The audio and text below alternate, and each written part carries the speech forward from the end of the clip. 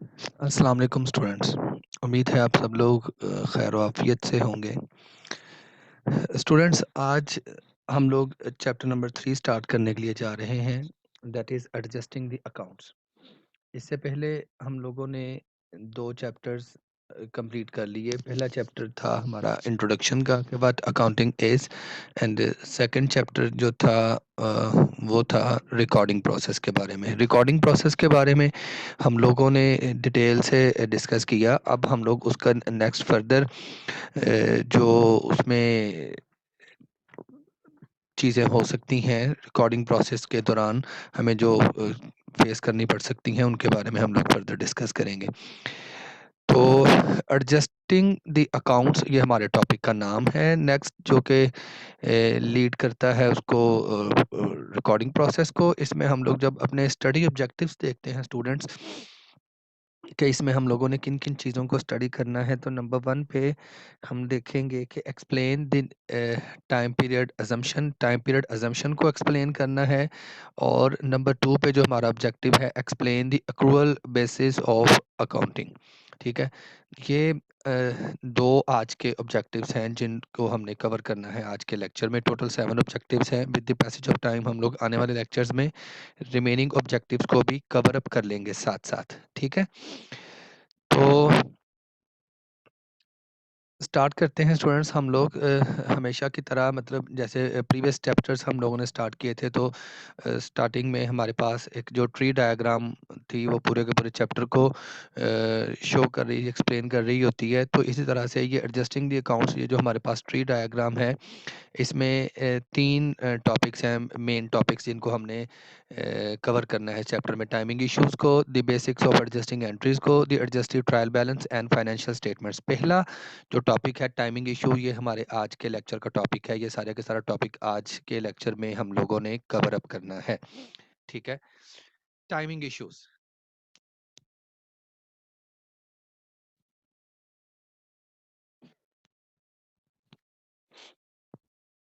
Timing issues की बात करते हैं तो स्टूडेंट्स यहाँ पे हम लोग एक टाइम पीरियड अजम्पशन डिस्कस करेंगे। ये टाइम पीरियड अजम्पशन से क्या मुराद है?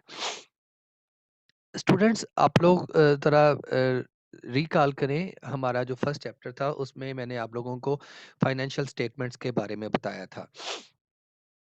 या हम लोग अपने अकाउंटिंग की डेफिनेशन की तरफ अगर हम लोग जाएं तो हमने कहा था इकोनॉमिक क्या है, अकाउंटिंग क्या है। Accounting is all about 3 activities.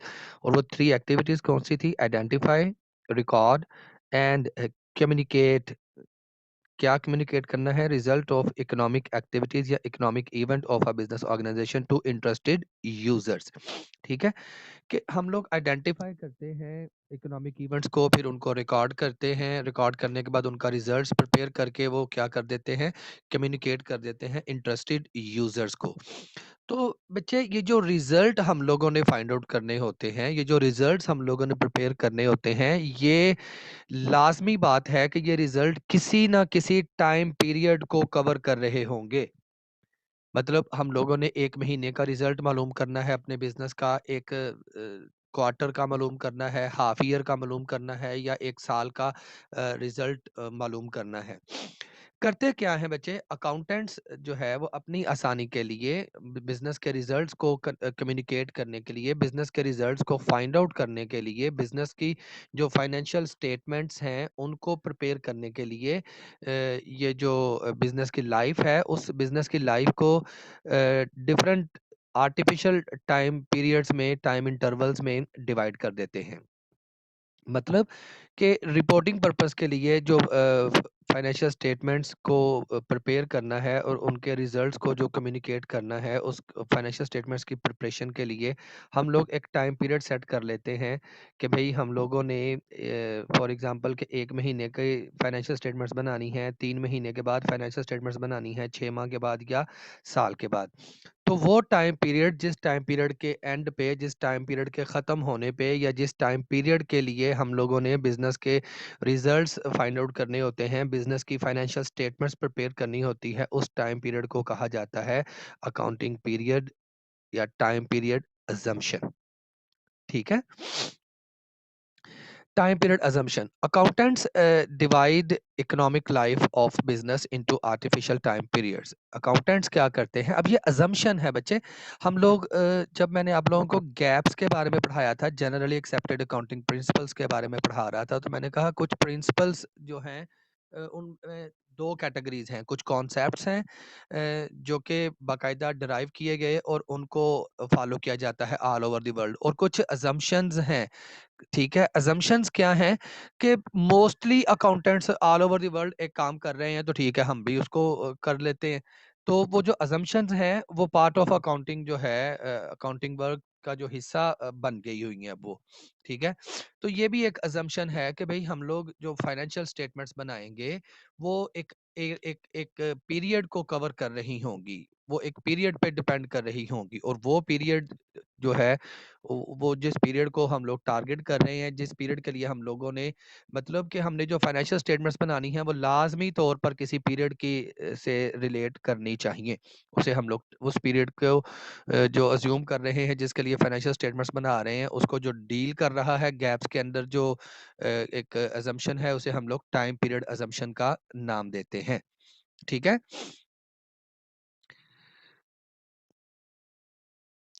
Generally a month, A quarter और अ ईयर। आमतौर पर वो जो टाइम पीरियड है, वो जो आर्टिफिशियल टाइम पीरियड है, वो 1 महीने का भी हो सकता है, 1 क्वार्टर का भी हो सकता है और 1 साल का भी हो सकता है, जिस टाइम पीरियड के लिए अकाउंटेंट ने, बिज़नेस अकाउंटेंट ने अपनी फाइनेंशियल स्टेटमेंट्स प्रिपेयर करनी है।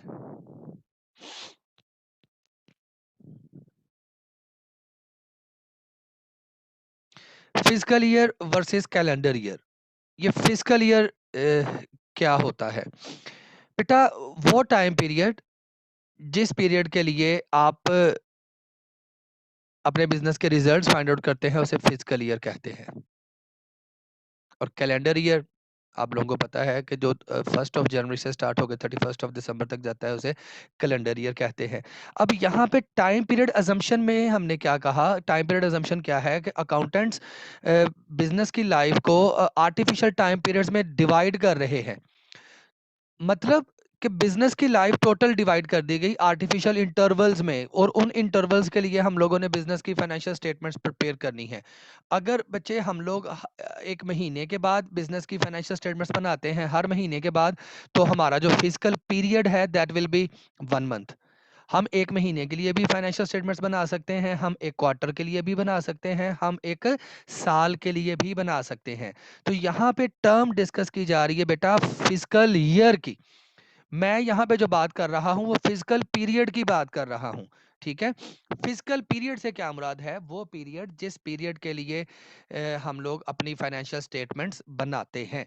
ठीक है, आम तौर पर वो जो फिजिकल पीरियड है वो 1 साल का ही लिया जाता है। नॉर्मली जो बिजनेस कंसर्न्स हैं वो 1 साल बाद ही अपनी फाइनेंशियल स्टेटमेंट्स बनाती हैं, 1 साल के बाद ही, 1 साल के ख़त्म होने के बाद ही बिजनेस के जो रिजल्ट्स हैं, फाइनेंशियल स्टेटमेंट्स जो हैं वो प्रिपेयर किए जाते हैं। ठीक है, तो कुछ ऑर्गेनाइजेशंस जो हैं वो कैलेंडर ईयर को ही as a physical year use करती हैं, और कुछ ऑर्गेनाइजेशन अपनी मर्जी से अपना फिजिकल ईयर उन्होंने सेट किया हुआ है। फॉर एग्जांपल कि मैं कहता हूँ जी, मेरा एक बिजनेस है, तो उसका जो फिजिकल ईयर है, उसका जो रिपोर्टिंग का पीरियड है, वो मेरा क्या होगा, 1 अप्रैल से लेकर 31 मार्च तक का होगा, या 1 जुलाई से लेकर 30 जून तक का होगा। ठीक है, ये मैंने अपनी मर्ज़ी से ये टाइम पीरियड जो है वो सिलेक्ट किया है। तो ये जो टाइम पीरियड है, इसे हम लोग फिजिकल पीरियड कहते हैं या फिजिकल ईयर कहते हैं। अगर ये टाइम पीरियड पूरे साल का है, मतलब 12 महीनों का है, तो फिजिकल ईयर कहलाएगा। अगर ये चेंज है, तो जो भी पीरियड आपने सेलेक्ट किया है उसको हम लोग फिजिकल पीरियड का नाम देंगे। लेकिन आमतौर पे मैंने क्या आपको बताया बच्चे, कि आम तौर पर जो बिजनेस कंसर्न्स हैं वो 1 जनवरी से लेकर 31 दिसंबर तक का जो पीरियड कैलेंडर ईयर होता है, उसी को ही एज ए फिजिकल पीरियड जो है वो कंसिडर करते हैं, यूज करते हैं।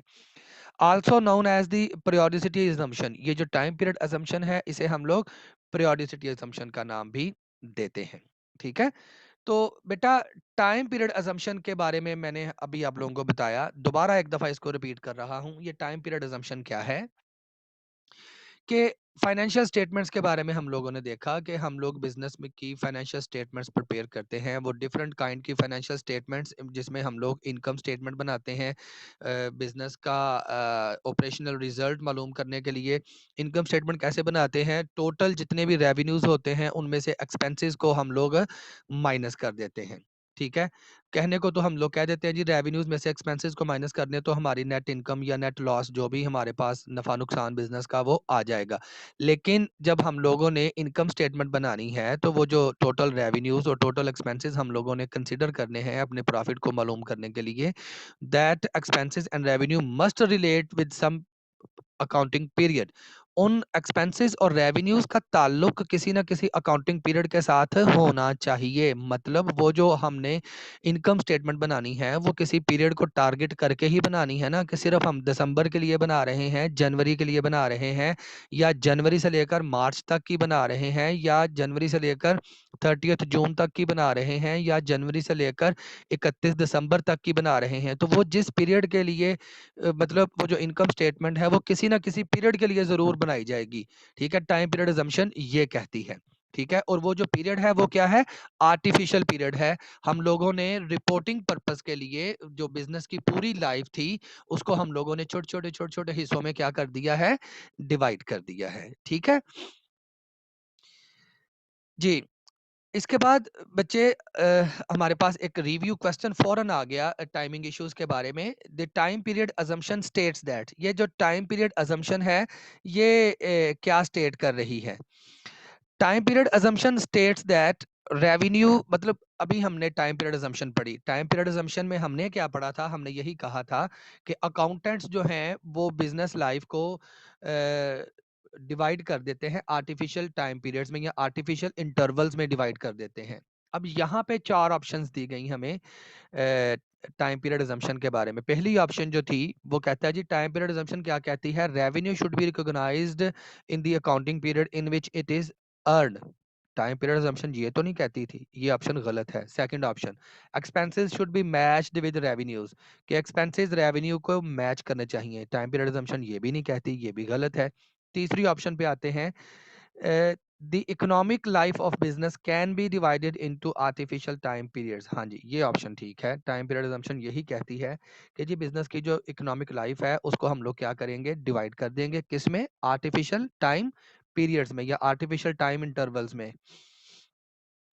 Number D, physical year should correspond with the calendar year, के फिजिकल टाइम कहता है जी टाइम पीरियड अजम्पशन ये कहती है कि फिजिकल पीरियड कैलेंडर ईयर ही होगा। ऐसा तो नहीं है। तो फिर सी ऑप्शन दुरुस्त थी, जो हमने पहले भी पढ़ी थी कि टाइम पीरियड अजम्पशन क्या है। इसके मुताबिक अकाउंटेंट्स जो होते हैं वो एक बिजनेस की इकोनॉमिक लाइफ को डिवाइड कर देते हैं into artificial intervals of time या आर्टिफिशियल टाइम पीरियड्स। ठीक है जी। उसके बाद जब हम लोग नेक्स्ट चलते हैं तो हम लोग बात करते हैं टाइमिंग इश्यूज में accrual versus cash base accounting की। दो तरह के बेटा अकाउंटिंग सिस्टम हमारे पास जो हैं, वो दो तरह की अकाउंटिंग जो है वो अडॉप्ट की जाती है, कैश बेस अकाउंटिंग और अक्रूवल बेस अकाउंटिंग। ये कैश बेस अकाउंटिंग और अक्रूवल बेस अकाउंटिंग ये क्या होती हैं? नेक्स्ट टॉपिक है हमारा। अक्रूवल बेस अकाउंटिंग पहले देखेंगे और उसके बाद हम लोग कैश बेस अकाउंटिंग देखेंगे। Accrual base accounting, accrual base accounting क्या कहती है बेटा? Transactions recorded in the periods in which the events occur. Accrual base accounting कहती है कि ट्रांजैक्शन, ट्रांजैक्शन क्या है? इकोनॉमिक इवेंट हैं बिजनेस के जो कि आपकी फाइनेंशियल पोजीशन पे इफेक्ट करते हैं, और वो इवेंट बिजनेस के साथ रिलेट करते हैं, बिजनेस एक्टिविटीज के साथ रिलेट करते हैं, उन्हें हम लोग ट्रांजैक्शन का नाम देते हैं ना। ये हमने फर्स्ट चैप्टर में पढ़ा था। अक्रूवल बेस अकाउंटिंग क्या कहती है? Transaction recorded in periods in which the events अकर, कहता है कि ट्रांजैक्शन को हम लोग उसी पीरियड में रिकॉर्ड करेंगे जिस पीरियड में एक इवेंट हो रहा है। जैसे ही एक इवेंट हुआ, जैसे ही एक इवेंट से क्या मुराद है? यहाँ पे इवेंट से मुराद ट्रांजैक्शन है।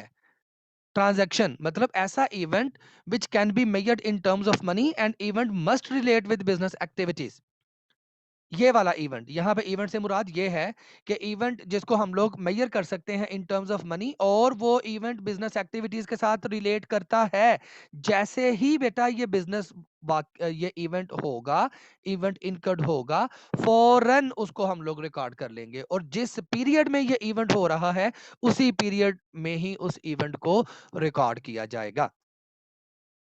अब इवेंट्स दो तरह के हमारे पास होंगे, या तो रेवेन्यूज या एक्सपेंसेस के होंगे। मतलब ये जो कैश बेस या अक्रूवल बेस अकाउंटिंग है, ये कैश रिसीट्स और कैश पेमेंट्स के बारे में बात करती है, ठीक है। और आमतौर पर रेवेन्यूज और एक्सपेंसेस का जिक्र किया जाता है कि revenues are recognized when earned rather than when cash is received, and expenses are recognized when incurred rather than when paid. मतलब कि रेवेन्यूज को हम फौरन रिकॉर्ड कर लेंगे जब हम उन्हें अर्न करते हैं, हम इंतजार नहीं करेंगे कि कैश कब मिलता है। और एक्सपेंसेस को हम लोग रिकॉग्नाइज कर लेंगे, एक्सपेंसेस को रिकॉर्ड कर लेंगे व्हेन इनकर्ड, जब एक्सपेंसेस होंगे, रेदर देन व्हेन पेड, कि हम इस चीज का इंतजार नहीं करेंगे कि हमने पेमेंट करनी है तो ही अपने एक्सपेंसेस को रिकॉर्ड करना है। ये अक्रूवल बेस्ड अकाउंटिंग सिस्टम है।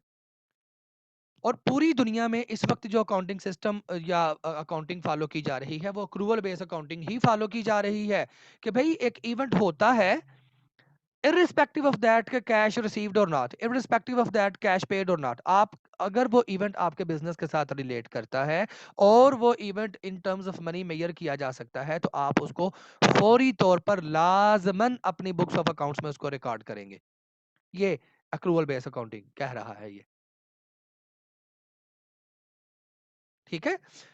एग्जाम्पल मैं इसकी कैसे दूं आप लोगों को कि देखिए बच्चे, हम लोगों ने लास्ट टाइम एक क्वेश्चन किया था जिसका ट्रांजैक्शन एनालिसिस किया था हम लोगों ने, और शायद उसको जर्नल में भी रिकॉर्ड किया था।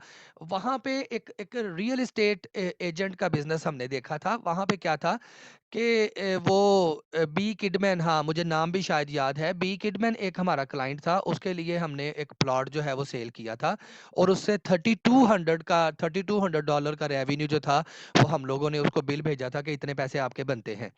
तो मेरा क्वेश्चन आप लोगों से ये है कि अभी हमने बिल भेजा है, उसका काम कर दिया, उसका घर जो है वो सेल कर दिया, उसका जो प्लॉट, उसकी जो प्रॉपर्टी, जो कुछ भी था वो सेल कर दिया, और उसके बदले में हमारी जो कमीशन बनती थी वो बनती थी 3200। वो रेवेन्यू अर्न हो गया, मतलब हमने कमा लिया, हम उसको डिजर्व करते हैं।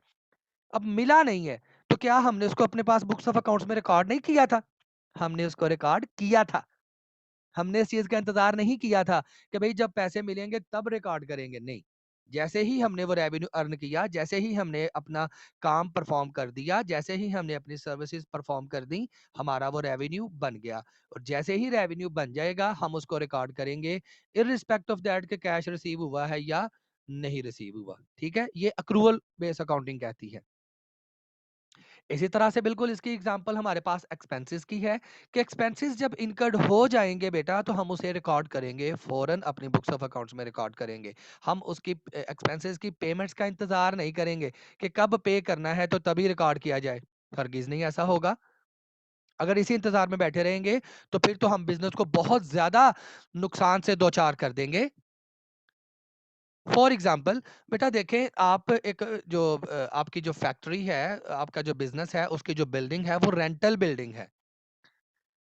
क्या कर रहे हैं हम लोग, जनवरी का रेंट जो था वो भी नहीं पे किया, फरवरी का रेंट भी नहीं पे किया, मार्च का रेंट भी नहीं पे किया, अप्रैल में जाके 4 माह का इकट्ठा ही रेंट पे कर दिया, जनवरी का, फरवरी का, मार्च का भी और अप्रैल का भी, 4 माह का इकट्ठा ही रेंट पे कर दिया। तो बेटा अगर हम लोग ये 4 माह का रेंट इकट्ठा करके अप्रैल का एक्सपेंस बनाएंगे, तो अप्रैल में तो हम लोग लॉस में चले जाएंगे, और बहुत ज्यादा लॉस में चले जाएंगे। क्यों? क्योंकि 4 महीनों का इकट्ठा एक्सपेंस हम एक ही महीने को चार्ज कर रहे हैं, तो वो तो बहुत ज्यादा लॉस में चले जाएंगे हम लोग। तो फिर ये अक्रूवल बेस क्या कहती है कि नहीं भाई, भले आपने रेंट पे नहीं किया, भले आपने रेंट 4 माह बाद पे करना है या 4 साल बाद पे करना है, लेकिन जिस पीरियड का एक्सपेंस था उसको उसी पीरियड में रिकॉर्ड करेंगे। जनवरी का एक्सपेंस था, नहीं पे किया ना, रेंट जनवरी का था, नहीं पे किया, लेकिन रिकॉर्ड उसे जनवरी में करेंगे। एक तरफ आपका एक्सपेंस बनेगा और एक तरफ आपकी लायबिलिटी बन जाएगा।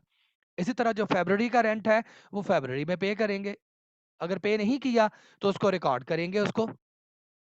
इनकट तो हो गया ना वो।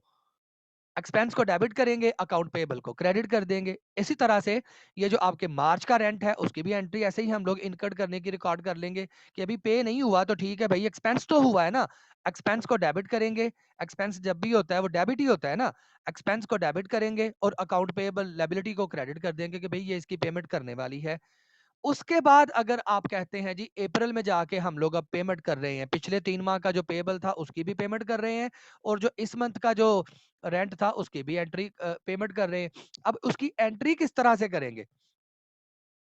बेटा जो इस मंथ का एक्सपेंस था उसकी तो सिंपल एंट्री हम लोग पास कर देंगे, रेंट एक्सपेंस डेबिट और कैश क्रेडिट, वो तो पे कर दिया। अब पिछले मंथ का जो रेंट था वो रेंट साथ साथ रिकॉर्ड कर रहे थे और बेटा साथ साथ लायबिलिटी बन रही थी अकाउंट पेएबल के नाम से कि भाई इस लायबिलिटी को हम लोगों ने पे करना है। तो जब भी वो लायबिलिटी पे करेंगे 2 माह बाद, 6 माह बाद, 6 साल बाद पे करेंगे, एंट्री तो उसकी यही होगी। लायबिलिटी जब पे करेंगे, लायबिलिटी में बेटा कमी आएगी तो अकाउंट पेएबल को डेबिट कर देंगे, लायबिलिटी खत्म हो गई, डेबिट हो गई। और कैश कम हो रहा है, कैश पेमेंट हो रही है, कैश कम हो रहा है तो उसे क्रेडिट कर देंगे। अकाउंट पेएबल डेबिट और कैश क्रेडिट। ठीक है? ये पेमेंट की एंट्री के बारे में देख रहे हैं कब पेमेंट करनी है, लेकिन बेटा रिकॉर्ड अपने रेलिवेंट पीरियड में वो हो गया था। ये अक्रूवल बेस अकाउंटिंग कह रही है कि भाई हम लोग रेवेन्यूज और एक्सपेंसेस को उसी पीरियड में रिकॉर्ड करेंगे उनका जिस पीरियड के साथ ताल्लुक है, उनको पिछले अगले पीरियड में ट्रांसफर नहीं करेंगे। ठीक है? उसके बाद जो दूसरी अकाउंटिंग थी वो कौन सी थी? Cash base accounting. ये कैश बेस अकाउंटिंग क्या कहती है? कैश बेस अकाउंटिंग बेटा कहती है कि चाहे रेवेन्यूज हैं या एक्सपेंसेस हैं, सिर्फ और सिर्फ इनको तब रिकॉर्ड करेंगे जब कैश आएगा या कैश जाएगा। हम लोग ये नहीं देखेंगे कि इसका ताल्लुक किस पीरियड के साथ था। हम लोग बस ये देखेंगे कि 4 माह का रेंट इकट्ठा करके अप्रैल में दिया है तो वो अप्रैल में ही सारे का सारा एक्सपेंस रिकॉर्ड होगा, वो मुतलका अरसे में रिकॉर्ड, मुतलका पीरियड में, वो रेलिवेंट पीरियड में रिकॉर्ड नहीं होगा। हम लोग क्या करेंगे, जिस पीरियड में कैश आ रहा है या जिस पीरियड में कैश जा रहा था उस एक्सपेंस और रेवेन्यू को उसी पीरियड में रिकॉर्ड करेंगे। ठीक है? ये कैश बेस अकाउंटिंग है और ये कहीं भी इस्तेमाल नहीं होती आजकल। मतलब जो भी बिजनेस ऑर्गेनाइजेशन अकाउंटिंग सिस्टम को फुल फ्लेज अडॉप्ट करता है, डबल एंट्री सिस्टम को स्ट्रिक्टली फॉलो करता है, वो अक्रूवल बेस सिस्टम को ही फॉलो कर रहा है, वो कैश बेस सिस्टम को फॉलो नहीं कर रहा। क्यों नहीं फॉलो कर रहा? क्योंकि वो गैप्स जो है उसके साथ अलाइन नहीं करती, गैप्स की जो रिक्वायरमेंट है उस पे पूरा नहीं उतरती। ठीक है? क्यों नहीं पूरा उतरती बेटा? एक इवेंट हो रहा है और वो इवेंट आपकी फाइनेंशियल पोजीशन पे इफेक्ट कर रहा है। आप कहते हैं जी नहीं मैंने इसे रिकॉर्ड ही नहीं करना, मैं तब रिकॉर्ड करूंगा जब इसकी मैं पेमेंट करूंगा। मतलब एक चीज का बेनिफिट आपने ले लिया, वो एक्सपेंस आपका बन गया और उस बेनिफिट की पेमेंट करने वाली है। आप मकरूज हो गए हैं, आपके ऊपर कर्जा चढ़ गया है आपके कारोबार पे, आपने उस कर्जे की अदायगी करनी है और आप कहते हैं नहीं मैंने इसको रिकॉर्ड ही नहीं करना, मैं जब पे करूंगा तब रिकॉर्ड करूंगा। तो आप तो गैप्स की, generally accepted accepted accounting principles की, डबल एंट्री सिस्टम की धज्जियां उड़ा रहे हैं। तो फिर हम लोग कैसे कह सकते हैं कि ये जो कैश बेस सिस्टम है ये जनरली एक्सेप्टेड अकाउंटिंग प्रिंसिपल को अलाइन करता है या उसकी रिक्वायरमेंट पे पूरा उतर रहा है? तो ये जनरली एक्सेप्टेड अकाउंटिंग प्रिंसिपल्स के अगेंस्ट है, not in accordance with the generally accepted accounting principles, उसके अकॉर्डिंगली ये नहीं काम करता। तो इसलिए इस सिस्टम को फॉलो नहीं किया जाता उन ऑर्गेनाइजेशंस में जहां पे डबल एंट्री सिस्टम या गैप्स या इंटरनेशनल अकाउंटिंग स्टैंडर्ड्स को फॉलो करते हैं। वहां पे कैश बेस सिस्टम को फॉलो नहीं किया जाता। ऑल ओवर द वर्ल्ड बच्चे अक्रूवल बेस सिस्टम जो है सिर्फ उसी को फॉलो किया जाता है। ठीक है? उसके बाद बच्चे हमारे पास आ जाता है टाइमिंग इश्यूज में हम लोग क्या देखते हैं, रिकॉग्नाइजिंग रेवेन्यूज एंड एक्सपेंसेस। तो ये revenue recognition principle, one of the principle of gaps, generally accepted accounting principles में से एक प्रिंसिपल ये भी है रेवेन्यू रिकॉग्निशन प्रिंसिपल का। अब ये प्रिंसिपल क्या कहता है बेटा? ये प्रिंसिपल कहता है कि जैसे ही आप सर्विसेज परफॉर्म कर देते हैं, रेवेन्यू के बारे में है ना ये प्रिंसिपल, रेवेन्यू रिकॉग्निशन प्रिंसिपल, कि जैसे ही आप सर्विसेज परफॉर्म कर देते हैं आप उसको अपना रेवेन्यू रिकॉर्ड करेंगे, उसको रेवेन्यू रिकॉग्नाइज कर लेंगे। इंतजार नहीं करना पैसे मिलने का।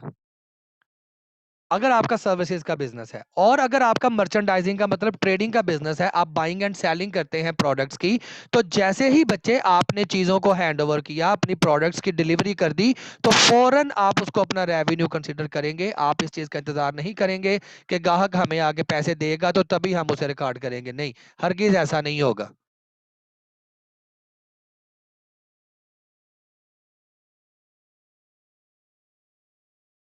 और हमने क्या कहा कि ये जो रेवेन्यू रिकॉग्निशन प्रिंसिपल है, ये क्या कहता है कि जैसे ही आप अपनी सर्विसेज जो है वो परफॉर्म करते हैं, आपका रेवेन्यू इनकर्ड हो जाता है, आप रेवेन्यू अर्न कर लेते हैं।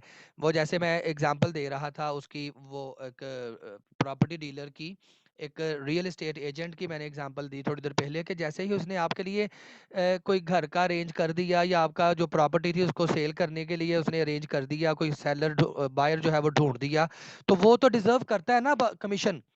उसने आपको जो है वो सेलर या बायर आपके लिए ढूंढ के दे दिया, तो अब वो तो डिजर्व कर रहा है कमीशन। ठीक है। अब आप उसको कल देंगे, परसों देंगे, तरसों देंगे, जब भी आप उसको पेमेंट करेंगे, वो पेमेंट लेने के लिए वो हकदार है, वो डिजर्व कर रहा है, उसने अपनी सर्विसेज आपको दे दी हैं। ठीक है। तो फौरन वो अपने पास उस रेवेन्यू को रिकॉर्ड करेगा। और दूसरी सूरत में मैं आपको समझा रहा था बच्चे कि अगर आप ट्रेडिंग का काम कर रहे हैं, ट्रेडिंग में क्या बाइंग एंड सेलिंग इन्वॉल्व होती है ना, एक हाथ से चीज खरीद ली, आगे अगले हाथ उसको बेच दिया, तो वहां पे भी जब आप कोई कस्टमर आपसे कोई चीज लेने के लिए आया, आपने उसको वो डिलीवरी कर दी, चीजें उसको हैंड ओवर कर दी, लेकिन उसने कहा पैसे मैं आपको हफ्ते बाद, 10 दिन बाद, महीने बाद आपको पैसे दूंगा, तो बेटा वो रेवेन्यू आपका फौरन रिकॉर्ड हो गया है।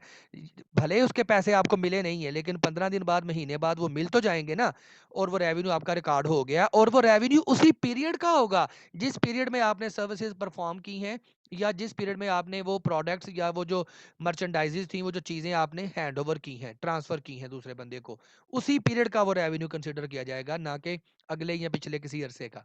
ठीक है।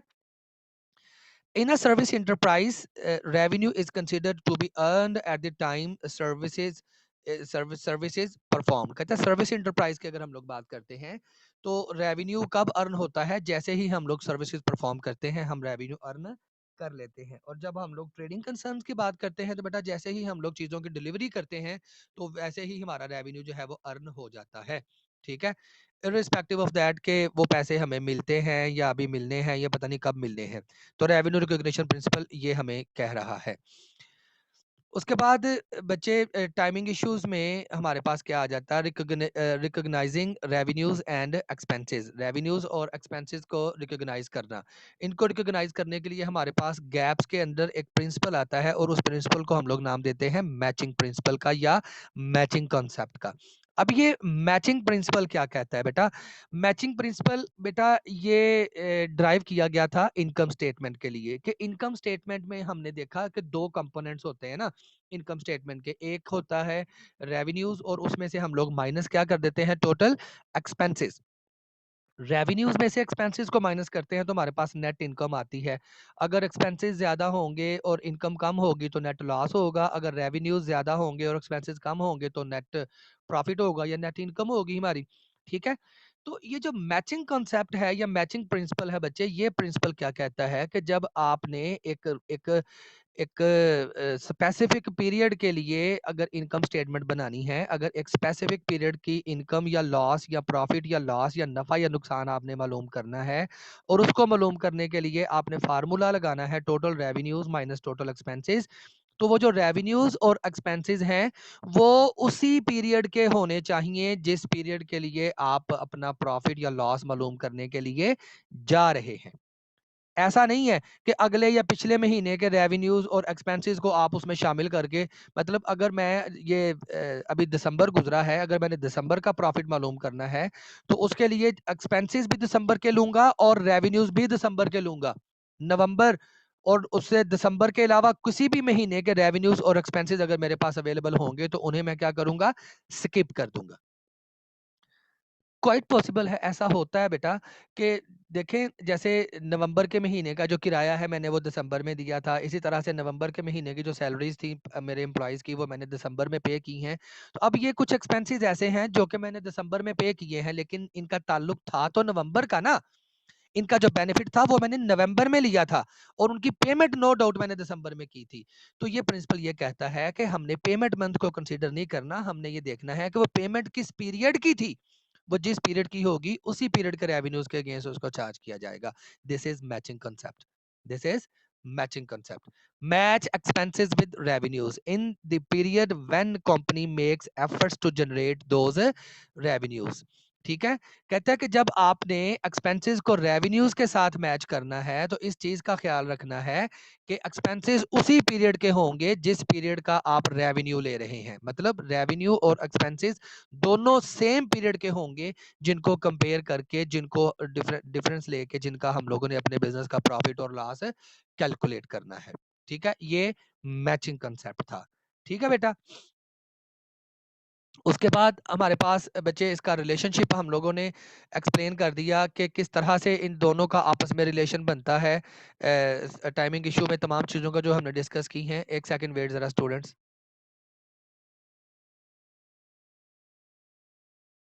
को इंटर रिलेट करना था तमाम चीज़ों को। सबसे पहले बेटा देखें, हम लोगों ने टाइम पीरियड अजम्पशन के बारे में पढ़ा। अब टाइम पीरियड अजम्पशन क्या कहती थी?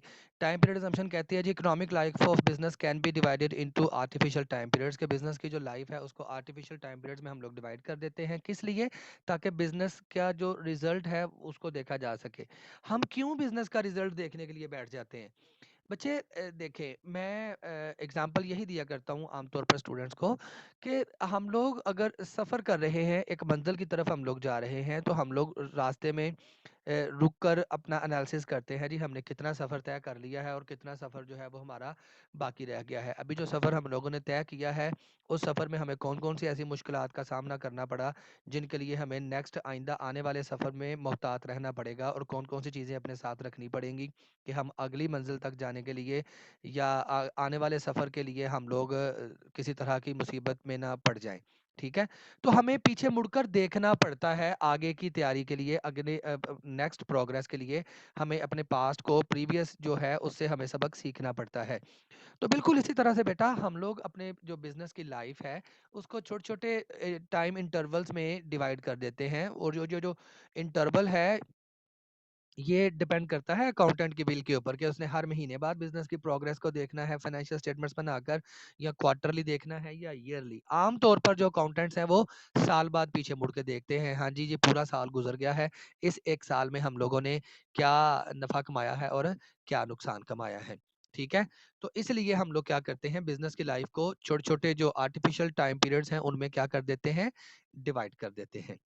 और उसके बाद क्या आ जाता है, जब इसको डिवाइड करते हैं अपनी फाइनेंशियल रिपोर्टिंग के लिए, अपने बिजनेस की फाइनेंशियल स्टेटमेंट्स को प्रिपेयर करने के लिए, तो दो चीज़ें हमें फिर फेस करनी पड़ती हैं, दो चीज़ें हमें फिर हेल्प करती हैं। एक मैचिंग प्रिंसिपल और दूसरा revenue recognition principle. Revenue recognition principle क्या कहता है कि भाई जैसे ही आपने एक जो सर्विसेज जो है वो परफॉर्म कर दी हैं, या डिलीवरी आपने प्रोडक्ट्स की या मर्चेंडाइजेस की डिलीवरी आपने हैंड ओवर कर दी है, तो फ़ौरन आप उसको अपना रेवेन्यू आप जो है वो अर्न हो गया, उसको फ़ौरन अपने पास रिकॉर्ड कर लेंगे, कैश के रिसीव होने का इंतज़ार नहीं करेंगे।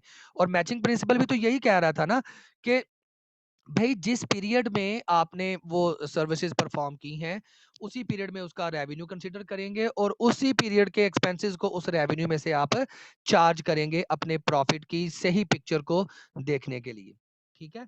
तो इन दोनों को जब हम लोग मिलाते हैं, रेवेन्यू रिकॉग्निशन प्रिंसिपल और मैचिंग प्रिंसिपल, तो ये हमारे पास क्या आ जाते हैं, revenue and expense recognition in accordance with generally accepted accounting principal, जो कि स्ट्रिक्टली जो है वो अलाइन करता है जनरली एक्सेप्टेड अकाउंटिंग प्रिंसिपल्स के साथ। ठीक है, तो ये पूरा हमारे पास एक डायग्राम बन जाता है।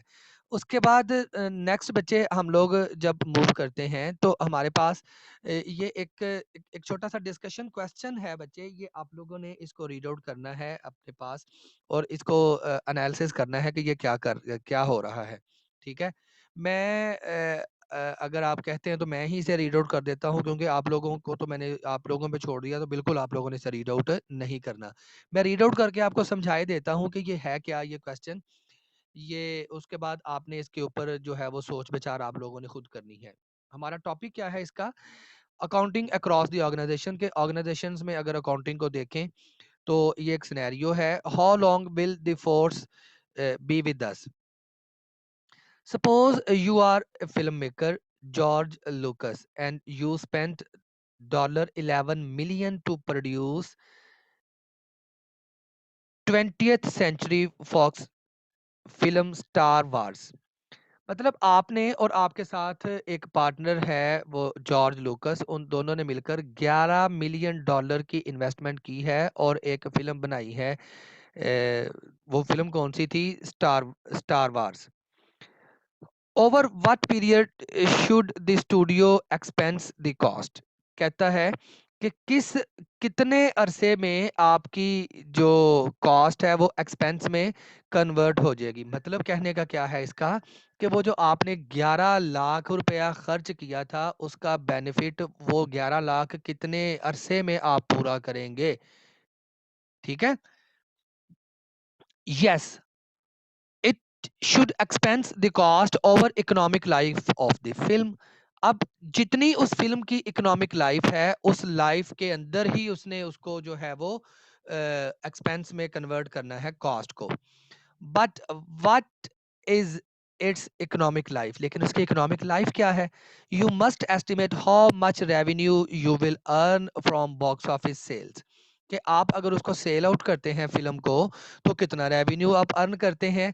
वीडियो सेल्स, अगर आप उसकी वीडियो टेप सेल करते हैं तो वहां से कितना रेवेन्यू अर्न करेंगे। अगर टेलीविजन चैनल को सेल करते हैं वो फिल्म तो कितना पैसे आप कमाएंगे। अगर गेम्स और टॉयज वालों को वो वीडियो सेल करते हैं, फिल्म सेल करते हैं, वहां से कितना पैसा कमाएंगे। A period that could be less than a year or more than 20 year as is the case of Star Wars. कहता है वो पीरियड 1 साल से कम का भी हो सकता है और वो पीरियड 20 साल से ज्यादा का भी हो सकता है, जैसा कि स्टार वार्स के साथ हुआ। क्यों? आगे उसने उसकी detail they the. Originally released in 1977, 20वीं सदी में ये जाके ये फिल्म जो थी ये लॉन्च हुई थी and releases in 1977। Domestic revenue total over 500 million for Star Wars and continue to grow. 1977 में ये रिलीज हुई थी और 500 मिलियन का जो उसने रेवेन्यू था वो उसने अर्न कर लिया था और वो कंटिन्यूसली अभी ग्रो करता ही जा रहा है, करता ही जा रहा है, करता ही जा रहा है। हाँ। What accounting principle does this example illustrate? कहता है कि ये जो एग्जाम्पल है इसने कौन से अकाउंटिंग प्रिंसिपल को इलस्ट्रेट किया है। How will financial result be affected if expense are recognized over a period that is less than that used for revenues, and what if the expenses are recognized over a period that is longer than that used for revenue? ठीक है। तो ये discussion question है और इसके answers आप लोगों ने जो है वो सिलेक्ट करने हैं। आपने जो अभी जो प्रीवियस लेक्चर आप लोगों ने सुना है या प्रीवियस स्लाइड्स आप लोगों ने देखी हैं उनको आप लोगों ने कंसीडर करते हुए इन क्वेश्चंस का आंसर देना है। क्वेश्चन मैं दोबारा से आप लोगों को बता देता हूँ। What accounting principle does this example illustrate? पहली बात तो ये है कि ये जो एग्जांपल है ये कौन से अकाउंटिंग प्रिंसिपल को इलस्ट्रेट कर रही है, किसकी एग्जांपल दे रही है। तो वही प्रिंसिपल तो वही है ना हमारे पास, टाइम पीरियड अजम्पशन जो है वही है। How will financial result be affected? कहता है कि आपके जो फाइनेंशियल रिजल्ट्स हैं, प्रॉफिट और लॉसेस हैं वो किस तरह से मुतासर होंगे if expenses are recognized over the period that is less than that used for revenue. के अगर आपका जो एक्सपेंसेस का पीरियड है वो रेवेन्यू के पीरियड से अगर कम है तो हम लोग एक्सपेंसेस को किस तरह से देखेंगे। What if expenses are recognized over period that is longer than that used for revenues. कि अगर रेवेन्यूज के पीरियड से ज्यादा भी अगर हम लोग उसको एक्सटेंड कर देते हैं एक्सपेंसेस को तो उसका क्या ट्रीटमेंट होगा। तो बच्चे हमने मैचिंग कॉन्सेप्ट पढ़ा था। मैचिंग कॉन्सेप्ट हमने ये कहा था कि जिस पीरियड का रेवेन्यू हमने लेना है एक्सपेंसेस भी उसी पीरियड के ही लेने हैं। लेकिन अगर हम लोग पूरी फिल्म की बात करते हैं, एक फिल्म की बात करते हैं, तो उस एक फिल्म का रेवेन्यू बेटा जितने अरसे तक उसका रेवेन्यू हमें मिलता आ रहा है उसी अरसे में हम लोगों ने अपने एक्सपेंसेस को भी सिर्फ उसी उसी रेलिवेंट अरसे में चार्ज करना है कि जी इस अरसे का ये एक्सपेंस था और इस अरसे का हमारा ये रेवेन्यू था। और फिर ही हम उस पर्टिकुलर टाइम पीरियड के लिए अपना प्रॉफिट और लॉस जो है उसको डिटरमाइन कर सकेंगे। ठीक है जी। उसके बाद लास्ट हमारे पास टॉपिक है बेटा, एक क्वेश्चन है, रिव्यू क्वेश्चन है हमारे पास। One of the following statement about the accrual base of accounting is false. कहता है ये कुछ स्टेटमेंट्स दी गई हैं, इनमें से एक स्टेटमेंट जो है वो गलत है अगर हम लोग बात करें अक्रूवल बेस अकाउंटिंग की। तो अक्रूवल बेस अकाउंटिंग बेटा, सबसे पहले तो हमें अक्रूवल बेस अकाउंटिंग का पता होना चाहिए। अक्रूवल बेस अकाउंटिंग क्या कहती है कि एक्सपेंसेस और रेवेन्यूज को हम लोग फौरी तौर पर रिकॉर्ड करेंगे जैसे ही वो इनकर्ड होंगे। हम लोग इस चीज़ का इंतज़ार नहीं करेंगे कि भाई नहीं कैश आएगा या जाएगा तो ही रिकॉर्ड करेंगे, नहीं ऐसा नहीं होता। ठीक है। अक्रूवल बेस में क्या होता है कि एक ट्रांजैक्शन जैसे ही हो रही होती है, एक इवेंट जैसे ही इनकर्ड होता है, वो फौरन बुक्स ऑफ अकाउंट्स में रिकॉर्ड कर लिया जाता है। तो अब कौन सी ऑप्शन इनमें से गलत है अगर हम लोग बात करते हैं अक्रूवल बेस सिस्टम की? तो events that change a company's financial statements are recorded in the period in which the event occur। तो ये बात ठीक है कि हम लोग इवेंट जो भी इवेंट बिजनेस की फाइनेंशियल स्टेटमेंट्स को इफेक्ट करेगा वो फौरन बिजनेस की बुक्स ऑफ अकाउंट्स में रिकॉर्ड कर लिया जाएगा जिस पीरियड में वो इवेंट हो रहा हो। ये तो ऑप्शन ठीक थी। सेकंड पे चलते हैं, revenue is recognized in the period in which it is earn. अब ये भी ऑप्शन ठीक है कि भाई जिस पीरियड में आपने रेवेन्यू कमाया था, जिस पीरियड में आपने पैसा कमाया था, उसी पीरियड में रिकॉर्ड किया जाएगा, उसी पीरियड की कमाई में वो लिखा जाएगा, ना कि अगले या पिछले किसी अरसे की कमाई में उसको शामिल करेंगे। नहीं, ऐसा नहीं होगा। अगर हमने 100 रुपया आज कमाया है तो वो हमारे आज के दिन की कमाई है, उसे प्रीवियस या कमिंग डे में हम लोग नहीं इंक्लूड करेंगे। Number C, the accrual basis of accounting is in accord with generally accepted accounting principle. कहते हैं जी ये जो अक्रूवल बेस अकाउंटिंग है ये गैप्स को अलाइन करती है, गैप्स को जो है फुलफिल करती है। ठीक है, गैप्स और अक्रूवल दोनों एक दूसरे को जो है वो अलाइन करते हैं। तो ये भी बात ठीक है कि ये जो अक्रूवल बेस अकाउंटिंग है ये गैप्स की रिक्वायरमेंट के ऊपर पूरा उतर रही है, गैप्स को फॉलो कर रही है। Number D, revenue is recorded only when cash is received and expense is recorded only when cash is paid। ये बात तो कैश बेस सिस्टम की है ना, कैश बेस अकाउंटिंग की है, ये अक्रूवल की तो नहीं है। तो यहाँ पे अक्रूवल के लिहाज से ये जो डी वाली ऑप्शन थी बेटा, ये ऑप्शन क्या थी? ये गलत थी। हमें कहा गया था कि कौन सी ऑप्शन जो है वो अक्रूवल बेस अकाउंटिंग के लिहाज से रॉन्ग है या उसके लिहाज से गलत है। तो वो हमने सिलेक्ट कर दी कि भाई ये जो ऑप्शन नंबर 4 थी ये ऑप्शन अक्रूवल के लिहाज से गलत है, अक्रूवल को फुलफिल नहीं कर रही। तो ये बेटा जी हमारा आज का टॉपिक था जो कि हम लोगों ने कवर किया है। और इस टॉपिक में हमने देखा क्या है, मैं सारा एक दफ़ा से फिर से उसको रिवाइज किए देता हूँ क्योंकि कुछ बच्चे अभी ज्वाइन कर रहे हैं। आज के टॉपिक में बेटा हम लोगों ने एक तो अकाउंटिंग या अकाउंटिंग पीरियड या टाइम पीरियड अजम्पशन देखी, इसको अकाउंटिंग पीरियड अजम्पशन भी कहते हैं। ठीक है, या अकाउंटिंग पीरियड कन्वेंशन भी कहते हैं या टाइम पीरियड कन्वेंशन भी कहते हैं। कुछ लोग तो इसको टाइम पीरियड कॉन्सेप्ट भी कहते हैं। ठीक है, ये कंसेप्ट क्या कहता है? ये कंसेप्ट कहता है कि जो बिजनेस ने रिजल्ट प्रिपेयर करने हैं वो रिजल्ट किसी ना किसी पर्टिकुलर टाइम पीरियड के लिए होने चाहिए। ये टाइम पीरियड अजम्पशन ये कहती है कि जब आप बिजनेस की फाइनेंशियल स्टेटमेंट्स बनाएंगे, जब आप बिजनेस के फाइनेंशियल रिजल्ट्स बनाएंगे, तो वो फाइनेंशियल रिजल्ट्स लाजमी तौर पर किसी ना किसी टाइम पीरियड के लिए बनाने चाहिए आप लोगों को। तो फिर इसलिए अकाउंटेंट क्या करते हैं अपनी आसानी के लिए बिजनेस की जो इकोनॉमिक लाइफ होती है उस इकोनॉमिक लाइफ को डिफरेंट आर्टिफिशियल टाइम पीरियड्स में डिवाइड कर देते हैं रिपोर्टिंग पर्पस के लिए। बिजनेस के वो जो फाइनेंशियल स्टेटमेंट्स होती हैं उनको प्रिपेयर करने के लिए ये टाइम पीरियड अजम्पशन ये कहती है। और वो जो टाइम पीरियड होता है वो आमतौर पर या तो 1 महीने का होता है या 1 क्वार्टर का भी हो सकता है और 1 साल का भी हो सकता है। लेकिन जनरली आमतौर पर अगर देखा जाए तो जो ओवरऑल बिजनेस कंसर्न्स हैं वो सालाना ये फाइनेंशियल स्टेटमेंट्स प्रिपेयर कर रही होती हैं। ठीक है, उसके बाद बच्चे मैंने आपको बताया फिजिकल ईयर क्या होता है और कैलेंडर ईयर क्या होता है। फिजिकल ईयर से मुराद वो टाइम पीरियड है, वो 12 महीनों का अरसा है कि जिसको एक एक बिजनेस ने जिस पीरियड के लिए अपनी फाइनेंशियल स्टेटमेंट्स जो हैं वो प्रिपेयर की थी, अपने रिजल्ट्स प्रिपेयर किए थे जिस पीरियड के लिए, उस पीरियड को फिजिकल पीरियड का नाम दिया जाता है। अगर वो पीरियड 12 महीनों का है तो उसे फिजिकल ईयर कहा जाएगा, लेकिन फिजिकल पीरियड 1 महीने का भी हो सकता है, फिजिकल पीरियड 1 क्वार्टर का भी हो सकता है।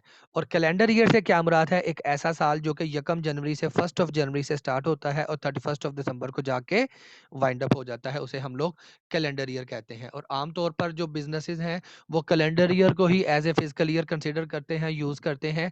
लेकिन कुछ बिज़नेसेस ऐसे हैं जो कि अपनी मर्ज़ी से 12 महीनों का अरसा सेलेक्ट करते हैं और उन्हीं 12 महीनों के लिए अपनी जो फाइनेंशियल स्टेटमेंट्स हैं उनको प्रिपेयर करते हैं। ठीक है जी। उसके बाद बेटा हम लोगों ने देखा था अकाउंटिंग, कैश बेस अकाउंटिंग और accrual base accounting. Accrual base accounting ने क्या कहा था कि एक ट्रांज़ैक्शन जैसे ही हो रही है, एक एक इवेंट जैसे ही एक वाकया जैसे ही रोनमा होता है, आप उसको फ़ौरन अपनी बुक्स ऑफ अकाउंट्स में रिकॉर्ड करेंगे। हम इंतज़ार नहीं करेंगे कि कैश आएगा या जाएगा तो फिर इसका इफ़ेक्ट देखेंगे, नहीं, ऐसा नहीं होगा। फ़ौरन एक इवेंट को आप अपने पास बुक्स ऑफ अकाउंट्स में रिकॉर्ड करेंगे। Either it it is revenue और एक्सपेंसेस। मतलब जैसे ही आप लोगों ने सर्विसेज परफॉर्म कर दी, जैसे ही आप लोगों ने प्रोडक्ट्स की डिलीवरी जो है वो कर दी, आप उसको क्या करेंगे, अपने रेवेन्यू को रिकॉर्ड कर लेंगे, पैसों के मिलने का इंतज़ार नहीं करेंगे। इसी तरह हम लोग एक्सपेंसेस की बात करते हैं कि जैसे ही एक एक्सपेंस इनकर्ड हो जाता है, हम लोग कोई सर्विस रिसीव कर लेते हैं या कोई बेनिफिट हम लोग अवेल कर लेते हैं, तो उसकी जो पेमेंट है अभी की है या नहीं की, लेकिन वो एक्सपेंस हमारा फ़ौरन जो है वो बनेगा और उसे हम अपने पास अपनी बुक्स ऑफ अकाउंट्स में रिकॉर्ड करेंगे। ये अक्रूवल बेस्ड सिस्टम कह रहा था। और उसके बाद कैश बेस सिस्टम क्या कहता है कि नहीं भई, हम लोग एक्सपेंसेस और रेवेन्यूज़ को सिर्फ तभी रिकॉर्ड करेंगे जब हम कैश पे करेंगे या कैश रिसीव करेंगे। अगर कैश पे या रिसीव नहीं हो रहा तो हम कोई भी इवेंट जो है उसको हम लोग अपने पास बुक्स ऑफ अकाउंट्स में रिकॉर्ड नहीं करेंगे। ये कैश बेस सिस्टम कहता है। और कैश बेस सिस्टम चूँकि डबल एंट्री सिस्टम की और जनरली एक्सेप्टेड अकाउंटिंग प्रिंसिपल्स की खिलाफ वर्जी कर रहा है।